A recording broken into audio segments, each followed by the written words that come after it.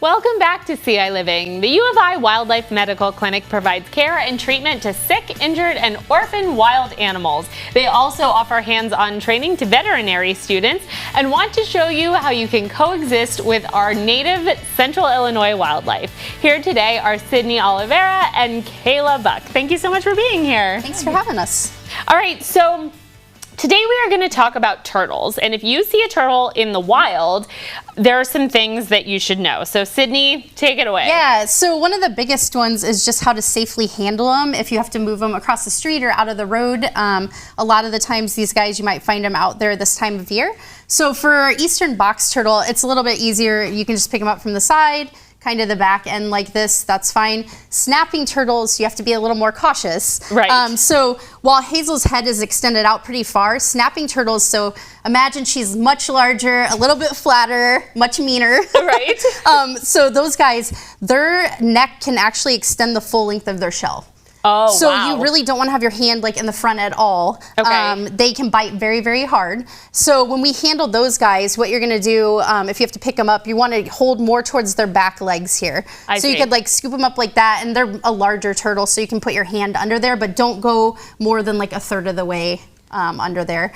But most of the time when snapping turtles snap, they're going to go straight forwards, or they'll go out to the sides just a smidge. They don't really bite down if you have your hand under them like that. So. And they have a lot of jaw force, right? They So you do, don't yes. want to get bitten. What do you do if a snapping turtle does kind of get you? I would just remain calm, and hopefully it will release very quickly like that. You don't want to like pull. That might entice it to bite down harder and hold on for longer. So. Yeah. And then if you're not able to pick up the turtle or you don't feel comfortable picking up the turtle, what should you do? Yeah, so if you had like a towel in your car or even your car mat, it's a little stiffer like that. You can go ahead and like tuck it underneath the turtle and slide them up on there. So I might have Kayla kind of hold her in place. So snapping turtles most of the time aren't going to roam as much like that, like she is. So if they're on there like that, then you can just gently pull it, and the turtle will go with the mat or the towel, and that way you don't have to handle them. So the biggest thing, and then if you want to set her down again and just kind of lift her back end up a little bit.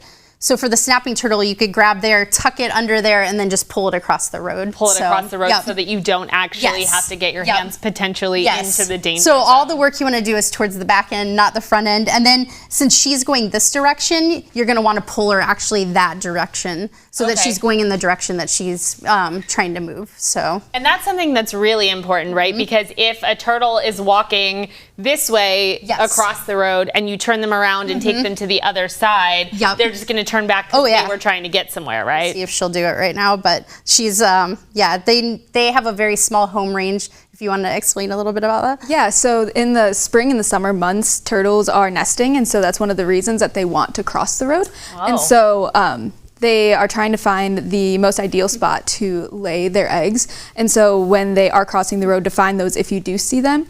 And if they are injured and you want to bring them into a rehabilitator, like if you see a cracked shell, any blood or any swelling of the head or discharge from the eyes, we would recommend bringing them in either to the local wildlife medical clinic or another licensed rehabilitator. And it is very important to note where you found them from because, like Sydney said, they do have a very small home range. Yes. That way, if we are able to rehabilitate them and then re-release them, we're able to take them back to the place that they were found. And like exactly to your point, she turned right back around. She knows exactly where she's going. Yes. And she's on a mission, clearly. And then obviously you never want to remove an animal like this that you see and take it home as a pet or something like that. But what if you find one that does seem to be sort of more domesticated? It's not a snapping turtle, or it's, tagged in some way or something like that. What do you do? You probably still want to bring it to a licensed rehabilitator so that they can evaluate, and they might have people that have more like wild property away from the public, and so some of those we can release animals like that aren't fully habituated, that might just be slightly friendly. Sometimes we can put them out in those areas and people can monitor them to make sure that they're okay and wild enough to be out in the wild, and if they're not, then they can bring them back into us. So. And I know when you find an animal like this, it can be tempting to, if it looks hungry or something like that, to try and help, which sometimes can hurt. Can you talk a little bit about that?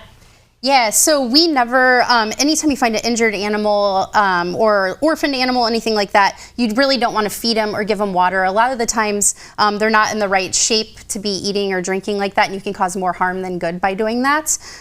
Like one of the first things we do for any wildlife that comes in, we warm them up, get them hydrated, and then sometimes that appetite comes back. So basically, you just want to keep them in a dark, warm spot, keep it quiet, and get them to a licensed rehabilitator as soon as possible. So. Got it. And can you talk a little bit about your experience working with U of I Wildlife Medical Clinic? Yeah, so I'm actually the ambassador summer intern, and so all of the wildlife animals who we weren't able to release back into the wild for either behavioral or medical reasons. So I work a lot with them with taking care of their enclosures and making sure they're getting fed, medicated properly, and enriched properly. And so we try to keep them as wild as possible while also keeping them safe and keeping them in an enclosed space. Right. Well, and ambassador animals like this are great because they can come and help with demos like this, because it's one thing just to sort of share the information. It's another thing to be able to see the turtle actually turn around and walk in the direction that she was going, because that's what she needed to do. Well, thank you both so much for being here. I really appreciate all of this information. Thank you so much for having us. You're welcome. Well, if you find a wild turtle, you now know what to do and how to help.